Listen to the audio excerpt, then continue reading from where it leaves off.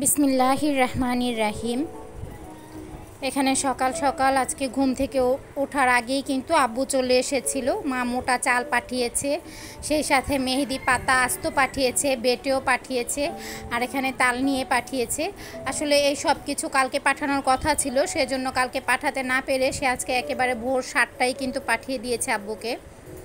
সাথে তেলও দিয়ে দিয়েছে, আমি তেলের কথা বলেছিলাম সেজন্য। এদিকে আপনাদের ভাইও টুকিটাকি কিছু বাজার নিয়ে এসেছে, তারপর আবার সে চলে গেছে মাছের সন্ধানে। সুপ্রিয় দর্শক, যে যেখান থেকে আমার আজকের ভিডিওটি দেখছেন, আশা করি আল্লাহর অসীম রহমতে সবাই অনেক ভালো আছেন। আলহামদুলিল্লাহ, আমরাও ভালো আছি। এই তো আমি তাল যে এনেছিল সেই তালটা কিন্তু আমি বক্সে ভরে এখন রেখে দিচ্ছি, যেহেতু আজকে এই পিঠাগুলো বানাবো না। সকালের নাস্তার জন্য আজকে ভাত রান্না করব। প্রথমে ভেবেছিলাম সে আটা ময়দা কিছু একটা হয়তো বা আনবে, কারণ বলেছিলাম এগুলো শেষ, কিন্তু তার সে ভুলে যাওয়ার স্বভাব, তো সে কিন্তু ভুলে গিয়েছে, সেজন্য আর সেগুলো আনা হয়নি। তো আমি প্রথমে তার আশায় ছিলাম, তো যখন দেখলাম যে সেগুলো নিয়ে আসেনি তখন চটজলদি কি করব, দেখলাম বেগুন নিয়ে এসেছে। তো বেগুন ভর্তাটা আর বানালাম না, যেহেতু কালকে সকালে ভর্তা খাওয়া হয়েছে, শুটকি বাগার দিয়েছিলাম, সেটা দিয়ে নাস্তা খেয়েছি। তো আজকে ভাবলাম যে তাহলে বেগুনগুলো ভাজি করে নিই। তো এখানে ডুবো তেলে আমি বেগুনগুলো ভাজি করছিলাম। এর মাঝে কিন্তু আরও একবার আব্বু চলে এসেছে, কারণ আব্বুকে মা বলেছিল ফ্লাক্স নিয়ে যাওয়ার জন্য, আর আব্বু সেটা ভুলে গেছে, কারণ এত সকালে আসার কারণে বাচ্চারা ঘুমাচ্ছিল। আব্বু শুধু আমার রান্নাঘরে এসে আমার এই সবগুলো জিনিস ব্যাগ থেকে নামিয়েছে, নিজে হাতেই নামিয়ে সাথে সাথে আবার চলে গেছে। তো তাড়াহুড়ার জন্য আমারও কিন্তু আর ওরকম মনে ছিল না।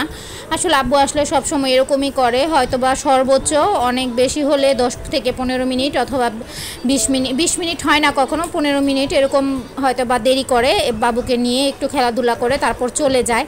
আর আজকে সকালে একটু ব্যস্ততা বেশিই ছিল, যেহেতু আজকে শুক্রবার, সেজন্য তো সকাল ভোরেই কিন্তু এগুলো এনে দিয়ে গিয়ে তারপর আবার চলে এসেছিল ফ্লাক্সটা নেওয়ার জন্য। তো এই সময় কিন্তু আমার বেগুন ভাজতেছিলাম, তো বেগুনগুলো আমার একটু একটু পোড়া হয়ে গিয়েছিল, মানে কয়েকটা বেগুন যখন ভাজতেছিলাম ওই মুহূর্তে আব্বু এসেছিল। তো যাই হোক, এরকম হয়নি যে খাওয়া যাবে না, খাওয়ার উপযোগী ঠিকই ছিল। তো এখানে আজকে বিরিয়ানি রান্না করব, আজকে যেহেতু শুক্রবার। তো সবাইকে জুমাবারের মোবারক। আর শুক্রবার মানেই কিন্তু আমাদের গরিবের ঈদ, আর সেজন্য একটু ভালো মন্দ কিন্তু বাচ্চারা ঘরে থাকলে রান্না করতেই হয়, বড়দের বেলা না করলেও চলে। যাদের ঘরে বাচ্চা আছে তারা বুঝবেন এই বিষয়গুলো, যে শুক্রবার বলতেই কিন্তু বাচ্চাদের জন্য একটু ভালো মন্দ তৈরি করা। তো এখানে আমি মুরগির মাংসগুলো ম্যারিনেট করার জন্য সামান্য একটু হলুদের গুঁড়া দিয়েছি, একেবারেই নামমাত্র সামান্য, আর মরিচের গুঁড়া দিয়েছি, জিরা গুঁড়া দিয়েছি, ধনে গুঁড়া দিয়েছি, লবণ পরিমাণ মতো, আর সেই সাথে আমার ঘরে তৈরি করা টক দই। এটার জন্য কিন্তু তেমন কিছুই করতে হয়নি, ঘরে শুধু গুঁড়ো দুধ থাকলেই হবে। তবে সেক্ষেত্রে কিন্তু সামান্য একটু পানি দিয়ে গুঁড়ো দুধটা গাঢ় করে গুলিয়ে নেবেন, তারপর এর মধ্যে ভিনেগারটা দিয়ে দিবেন, দেখবেন কত সুন্দরভাবে টক দইটা জমে গেছে 15 মিনিটে অথবা 10 মিনিটের মধ্যে। আর যদি কেউ এটা এমনিতে লিকুইড গরুর দুধ দিয়ে করতে যান তাহলে কিন্তু অতটা সুন্দর হবে না, এরকম পারফেক্ট হবে না, সেক্ষেত্রে কিন্তু চিজের মতো হয়ে যাবে। তো বাসায় যদি খুব অল্প সময়ের মধ্যে টক দই বানাতে চান তাহলে কিন্তু এটাই একেবারে বেস্ট উপায়, যেটাতে কোনো আপনার দই বীজের প্রয়োজন হচ্ছে না। তো এর মধ্যে আমি মাখিয়ে নিয়েছি, আর আদা রসুন দিতে কিন্তু ভুলে গিয়েছিলাম, তো আদা রসুনটা আবার দিয়ে দিয়েছি। এই দাঁড়ানো অবস্থায় দেখলাম হঠাৎ যে চোখ গেল আদা রসুনের এখানে, আসলে মেইন যে উপকরণ সেটাই আজকে ভুলে গিয়েছিলাম, কেন এমন হয়েছে জানি না।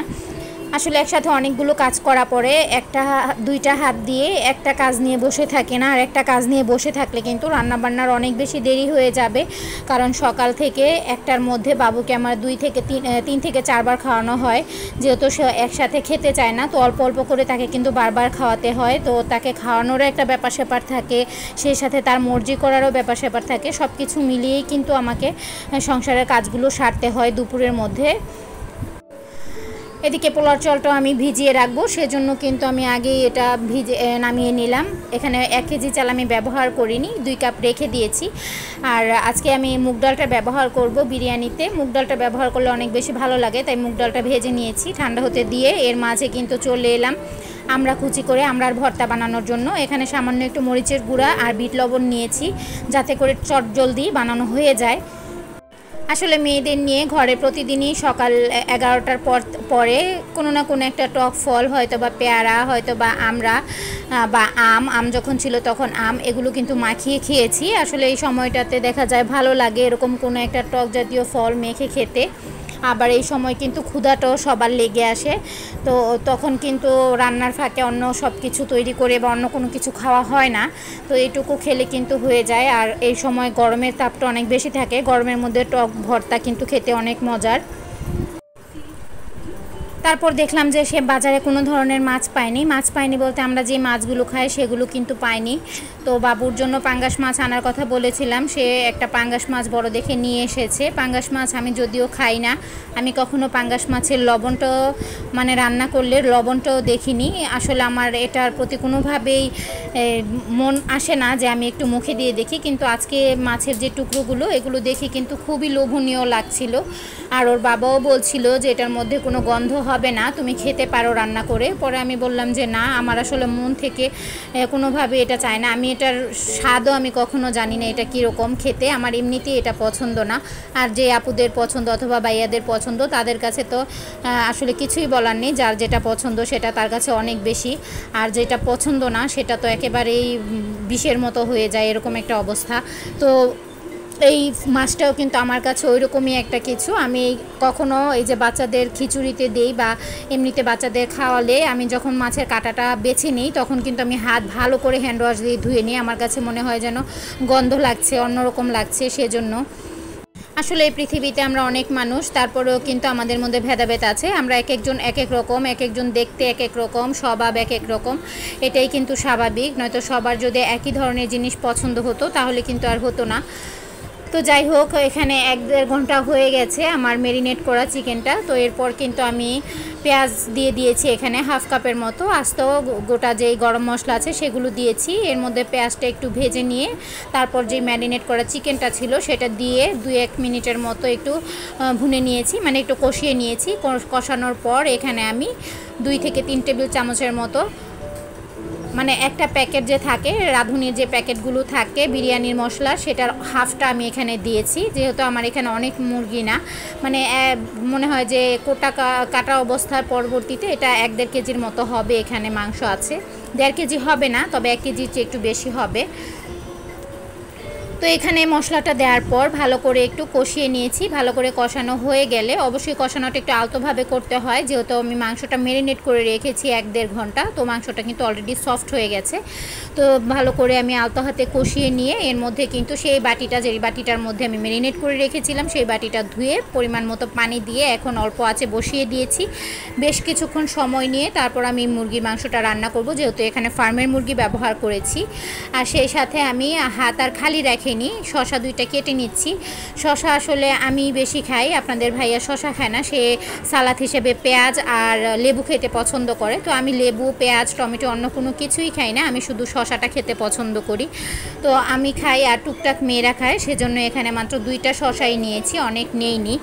আর টমেটো নিলে হয় কি, আস্ত ওইভাবে টমেটো যদি কেটে দেই পিস করে তাহলে সেটা এমনিতেই থাকবে, এটা মেয়েরা খায় না। গাজর খায়, কিন্তু এখনকার গাজর আসলে অত একটা স্বাদ না, চায়না গাজর না ইন্ডিয়ান গাজর সম্ভবত। আমি আসলে বাজার করি না, তেমন একটা বাজার সম্পর্কে ধারণা নেই। বাসায় থেকে যতটুকু চিনি বা বুঝি, এইটুকু বুঝি যে এখন যে লম্বা গাজরগুলো পাওয়া যায় সেগুলো আসলে আমাদের দেশি গাজরের মতো স্বাদ হয় না। আজকের রান্নাটা কিন্তু মূলত আমার পছন্দের, সচরাচর আমি কখনোই আমার পছন্দের বা আমার ইচ্ছার কোনো কিছু রান্না করি না, খেতে ইচ্ছা হলেও ওভাবে বলা হয় না। কারণ আপনাদের ভাইয়ার কানে যদি একবার যায় যে আমি এটা ওটা খাবো, মানে মাংস বা এরকম কোনো কিছু, বিরিয়ানি, কাচ্চি এরকম কোনো কিছু যদি উল্লেখ করি তাহলে কিন্তু সে একবারে পাগল করে ফেলে সেটা খাওয়ানোর জন্য। কিন্তু আজকে সকালে আমার কেন যেন ইচ্ছে হচ্ছিল খুব বেশি যে বিরিয়ানি খাবো, মানে বারবার এমন হচ্ছিল যেন কোথাও দেখেছি, চোখে ভাসছিল, এরকম অবস্থা কখনো হয়নি।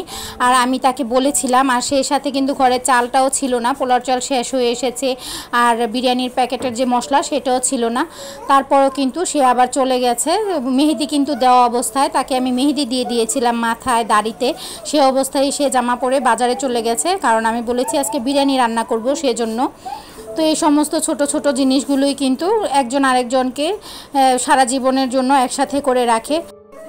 আর আমি সবসময় তাদের খেয়ালটা করি যে আসলে আমি বলতে কি আমার মনে হয় সব গৃহিণীরাই এরকম হয়ে থাকে যে পরিবার কি খাবে, বাচ্চারা কি খাবে বা স্বামী কি খাবে সেগুলোর দিকেই সবসময় তাদের খেয়াল থাকে। তাদের পছন্দের রান্নাগুলি সবসময় করা হয়ে থাকে। নিজেদের কিন্তু মন মতো বা নিজেদের পছন্দের কোনো কিছু কখনো ওরকমভাবে রান্না করা হয় না। আমার অন্তত হয় না, আমি অন্য সব আপুদের কথা জানি না, তবে কিছু কিছু আপুরা হয়তো বা এরকম আমার মতো। তো যাই হোক, এখানে আমি মাংসটা, পোলার চালটা একসাথেই দিয়ে দিয়েছি মাংসের মধ্যে। কেউ চাইলে মাংস তুলে তারপর সেই মশলাটার মধ্যে পোলার চালটা ভালো করে ভেজে নিতে পারেন, তবে চাল যেহেতু কম ছিল তাই আমি আর এত ঝামেলা করিনি। আমি এর মধ্যেই চালটার সাথে কষিয়ে নিয়ে পরিমাণ মতো গরম পানি দিয়ে দিয়েছি। গরম পানিটা দিলে হয় কি আর ফুটানোর জন্য বেশিক্ষণ অপেক্ষা করতে হয় না। আর এখানে দেখতেই পেলেন যে ফুটানো গরম পানি দেওয়াতে সাথে সাথেই কিন্তু ফুটতে শুরু করেছে। কয়েকটা কাঁচামরিচ একেবারে নিচ থেকে একটুখানি কেটে তারপর আমি দিয়ে দিয়েছি, যাতে করে এই ঘ্রাণটা পুরোটা বিরিয়ানিতে ছড়ে যায়। আর এই পর্যায়ে কিন্তু লবণটা চেক করতে হবে। যদি দেখেন যে লবণটা ঠিক আছে, এটা পোলাও রান্না হোক আর বিরিয়ানি রান্না হোক, পানি থাকা অবস্থায় যদি লবণটা আপনার কাছে ঠিক মনে হয় তাহলে মনে করবেন যে এটা হওয়ার পর এটা লবণটা কম হয়ে যাবে। আর একটু যদি বেশি মনে হয় তাহলে মনে করবেন যে অবশ্যই এটা পরবর্তীতে ঠিক হয়ে যাবে, ঠিক পরিমাপে চলে আসবে। অনেক নতুন রাঁধুনি আপুরা কিন্তু লবণের ব্যালেন্সটা করতে পারেন না, সেজন্য আমি ডিটেলসে এটুকু বলে দিলাম। তো এই তো আমার বিরিয়ানি কিন্তু আমি নামিয়ে নিয়ে এসেছি। আর দেখতেই পাচ্ছেন আমি কিন্তু ধরতে পারছি না, কারণ মাত্রই নামিয়ে নিয়েছি, অনেক বেশি গরম। তারপর আপনাদের দেখানোর চেষ্টা করলাম যে বিরিয়ানিটা কিন্তু খুব সুন্দর ঝরঝরে হয়েছে। আর তারা কিন্তু খেতে বসে অনেক বেশি প্রশংসা করছিল, ওর বাবার অনেক বেশি পছন্দ হয়েছিল বিরিয়ানিটা। তো আমি আসলে একবার এক এক রকম করে এক্সপেরিমেন্ট চালাই, যেটাকে বলে, কারণ আমি কখনোই কারো ভিডিও একেবারে হুবহু ফলো করি না। ইউটিউবে যেহেতু অনেক ধরনের রান্নার ভিডিও দেখে থাকি, অনেক ধরনের ভিডিওই দেখি, কিন্তু সেখান থেকে আমার যা ঘরে আছে তা দিয়ে রান্না করার চেষ্টা করি, সেই সাথে আমার যেভাবে সুবিধা মনে হয় আমি সেভাবেই চেষ্টা করি। তো আমি আজকে বিরিয়ানিটা যেভাবে রান্না করেছি একেবারেই কম উপকরণ দিয়ে, আপনারা চাইলে বাসায় এভাবে ট্রাই করতে পারেন। অবশ্যই মুগ ডালটা এখানে দেওয়ার চেষ্টা করবেন, তাহলে দেখবেন যে বিরিয়ানির স্বাদটা অন্য সব সময়ের চেয়ে একটু আলাদা লাগছে এবং কি খেতে অনেক ভালো লাগছে। যারা খাবে অবশ্যই তারা প্রশংসা করবে যদি তাদের টেস্ট বার ভালো হয়ে থাকে।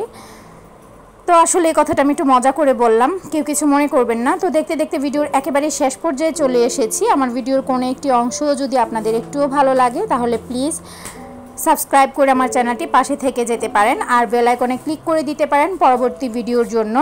আর যদি এখনও পর্যন্ত একটি লাইক না দিয়ে থাকেন তাহলে প্লিজ আমার চ্যানেলটিতে একটি লাইক দিয়ে দিবেন। আর সেই সাথে আপনাদের মূল্যবান কোনো মতামত থাকলে অবশ্যই সেটা কমেন্ট বক্সে জানাবেন। এখন আমরা সবাই খেতে বসে যাব। আজকে ডাইনিংয়েই বসেছি আমরা, মা মেয়ে বলতে ওর বাবা, আমি আর আমার ছোট মেয়ে বসেছি। বড় মেয়ে আসলে বসেনি, ও চলে গেছে ওর ভাইকে দেখবে আর সেখানে খাবে, তো সেজন্য ও রুমে চলে গেছে।